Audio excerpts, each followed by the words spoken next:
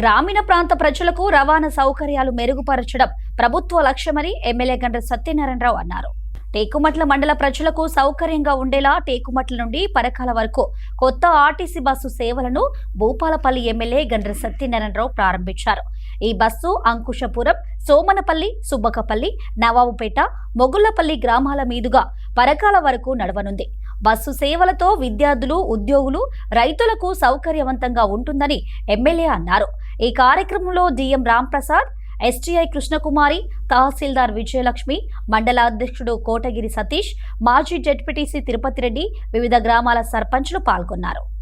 అంకుశాపురం, సోమనపల్లి, సుబ్బకపల్లి, నవాపేట, మొగుళ్లపల్లి, అదేవిధంగా లక్ష్మీపురం, రంగాపూరు, లక్ష్మీపూర్ మీదకెళ్ళి పరకాలకు పోయి మళ్ళీ ఒక 2-3 ట్రిప్పులు నడిచే విధంగా ఈరోజు బస్సును ప్రారంభించడం జరిగింది.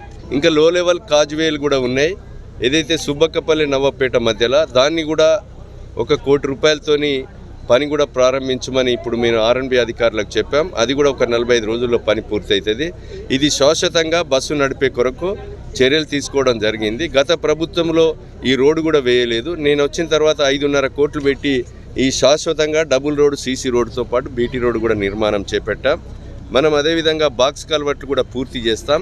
పర్మనెంట్గా ఈ రోడ్లో ఉన్నటువంటి షార్ట్కట్లో ఈ టేకుమట్ల ప్రజలు కానీ టేకుమట్ల మండలంలో ఉన్నటువంటి గ్రామాల ప్రజలకు అనుకూలంగా మొగుళ్లపల్లి, పరకాలకు, హనుమకొండ పోయటానికి ప్రజలకు సౌకర్యం కొరకు ఈరోజు బస్సును ప్రారంభించడం జరిగింది.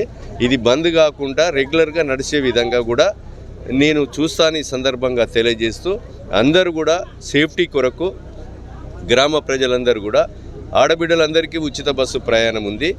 మీరు ప్రయాణంలో ఆర్టీసీలో చేసి సురక్షితంగా మీ ఇంటికి వచ్చే కొరకు బస్సు ఎక్కి ప్రజలందరూ కూడా సద్వినియోగం చేసుకోవాల్సిందిగా ఈ టేకుమట్ల, మొగుళ్లపల్లి మండల ప్రజలకు, చిట్యాల మండల ప్రజలకు విజ్ఞప్తి చేస్తున్నాను.